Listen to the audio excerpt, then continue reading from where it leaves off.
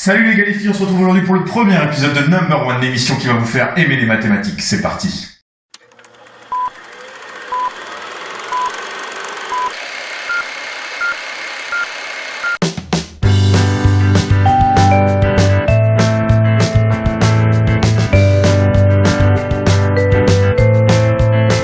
Dans ce premier épisode, je vous propose la démonstration de 4 paradoxes mathématiques qui sont plutôt intéressants et qui vont changer votre façon de voir les choses. Voyons tout de suite le premier paradoxe mathématique qui permet de démontrer que 1 plus 1 égale 3. La démonstration de ce premier paradoxe est plutôt simple puisqu'elle part d'une hypothèse assez simple et étudiée en classe de 3e. Nous allons partir de l'identité remarquable a carré moins b carré égale a moins b facteur de a plus b avec A et B, des nombres, voilà. Vous pouvez faire le développement si vous voulez, ça marche. Donc nous allons partir de cette égalité et nous allons diviser les deux côtés par A moins B. Ce qui nous donne d'un côté A carré moins B carré divisé par A moins B et de l'autre il ne nous reste plus que A plus B. Jusqu'ici tout va bien, j'espère que j'en ai pas perdu trop parmi vous. Maintenant que nous avons cette égalité qui est valable pour toutes les valeurs de A et B. Valable pour toutes les valeurs de A et B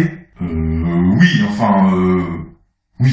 Donc maintenant que nous avons cette égalité, nous allons pouvoir poser des valeurs spéciales pour A et B de façon à avoir une égalité bien particulière. Là où nous allons essayer de travailler, c'est au niveau de la fraction. Sur cette fraction, on sait que si on divise la même chose par la même chose, on obtient 1. Donc ce que l'on va faire, on va poser A égale B égale 1, de façon à avoir 1 au carré moins 1 au carré. Et ça, on sait que c'est égal à 1 moins 1, puisque 1 au carré, ça fait 1. De cette façon, on peut ici simplifier la fraction en mettant qu'elle est égale à 1 d'un côté. Et de l'autre côté, comme on a A plus B et que A et B égale 1, eh bien on peut dire que 1 plus 1 égale 2. Jusqu'ici, tout va bien aussi. Réécrivons donc cette équation, nous avons donc 1 égale 2. Et si on ajoute 1 des deux côtés, ça nous fait 1 plus 1 égale 3. C'était le premier paradoxe. Passons maintenant au deuxième paradoxe. Ce paradoxe fait intervenir des notions d'infini qui peuvent paraître plus compliquées mais qui sont en fait faciles à comprendre. Nous allons donc poser, chose osée je l'avoue, A égale plus l'infini. Et bien ce que l'on peut écrire, vous en conviendrez avec moi, c'est que l'infini plus 1 ça fait toujours l'infini. Et donc on peut écrire que A plus 1 égale A, puisque A égale l'infini. Et maintenant qu'on a cette égalité, on peut enlever A des deux côtés, ce qui nous donne 1 égale 0. Donc en ajoutant 2, 2 égale 3. Donc 1 plus 1 égale 3 encore une fois. Et c'était le deuxième paradoxe. Le troisième paradoxe fait quant à lui intervenir des puissances et nous allons jouer sur ces puissances pour prouver un résultat encore une fois paradoxal. Dans ce paradoxe, nous allons utiliser le fait que moins 1 au carré égale 1. De plus, on peut aussi dire que la racine de 1, donc 1 à la puissance 1 demi,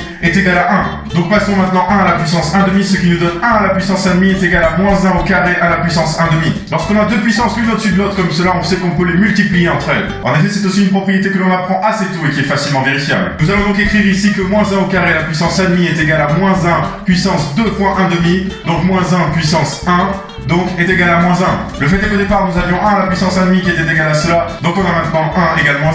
Il suffit d'ajouter 1 des deux côtés et nous avons 0 égale 2. On pourrait s'arrêter là, mais on peut obtenir le même résultat qu'avant. En effet, il suffit maintenant de diviser par 2 des deux côtés et on a alors 0 égale 1. Dans ce cas, on ajoute 2 des deux côtés et on a alors 2 égale 3, donc 1 plus 1 égale 3. C'était le troisième paradoxe. Enfin, passons au dernier et quatrième paradoxe. Dans ce paradoxe, nous allons encore nommer la variable a que l'on va poser égale à 0,999999 à l'infini. Et on va alors le multiplier juste en dessous par 10 pour obtenir 10a égale 9,99999 à l'infini. Ensuite, nous allons faire un calcul assez simple qui est 10a moins a. Ce qui revient en fait à faire la soustraction de 9,99999 à l'infini moins 0,99999 à l'infini. On obtient alors le résultat en enlevant tous les 9 après la virgule, 9. Mais d'un autre côté, on peut aussi dire que 10a moins a est égal à 9a. En effet, a peut représenter n'importe quoi et lorsqu'on prend 10 fois quelque chose et que l'on enlève une fois quelque chose, il ne nous reste plus que 9 fois ce quelque chose. Jusqu'ici, rien d'incohérent. Ceci dit, nous avons quand même 9a qui est égal à 9. Donc en divisant par 9 des deux côtés, on a a égale 1. Donc 0,99999 à l'infini